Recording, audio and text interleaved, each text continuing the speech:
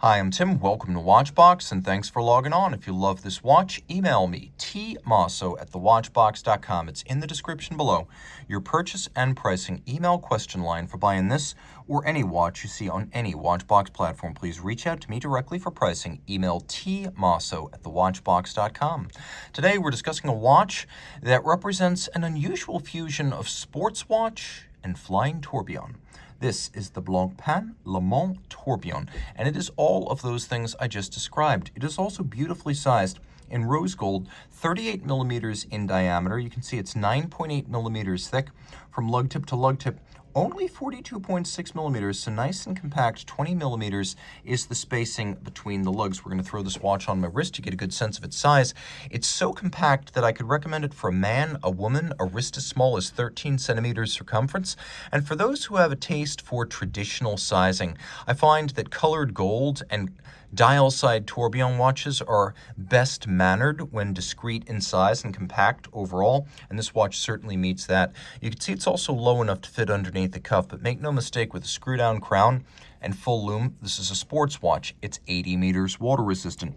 The strap is light brown with large rectangular scale alligator leather on the top, and then on the bottom you can see we have a modern Blancpain factory strap with a rubber underlay to isolate the wrist from the leather, to protect the leather from the sweat, moisture, grit of the wrist, and also to present a nice supple feel against the wrist. We also have on the top a contrasting stitch with a little bit of an ecru off-white coloration to key well against the rose gold of the case, and then we have a matching rose gold pin buckle.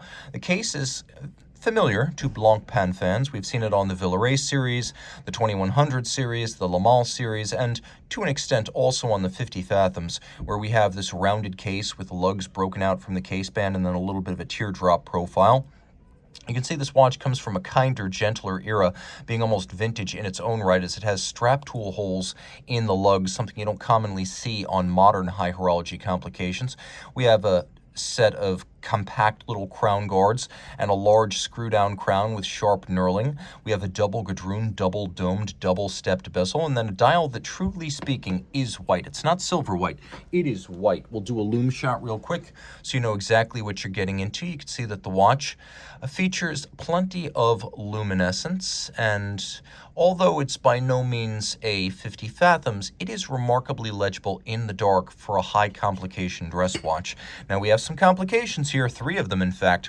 We have an 8-day power reserve with power reserve indicator up to 8 days. We have a radial style date display, and then we have the flying tourbillon.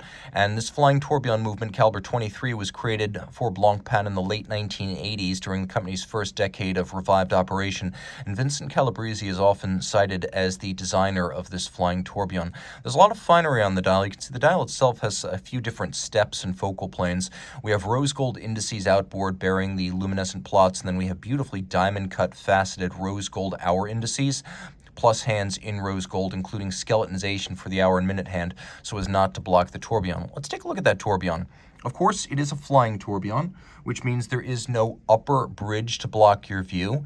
And you can see that the cage itself is completely black polished. You can see that the escape wheel and the anchor are black polished. I don't know how well you can see this here, but the edges are also mirror beveled, so the fine work of beveling those tiny surfaces has been performed. The screw heads are black polished with chamfered slots and circumference, and you can see that the underlying structures are also hand finished, including the bridge that holds the anchor in place. You can see that the wheels have been satinated.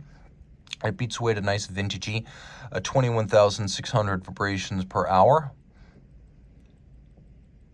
You can also see the concentric development of the hairspring.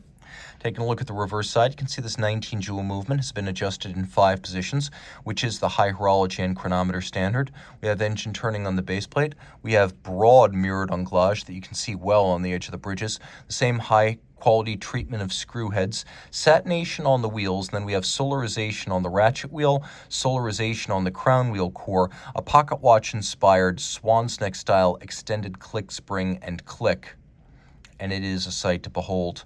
Again, all of this water resistant down to 80 meters, beautifully preserved. Reach out to Team Mosso at thewatchbox.com for purchase and pricing details of this extraordinary Le Mans Tourbillon.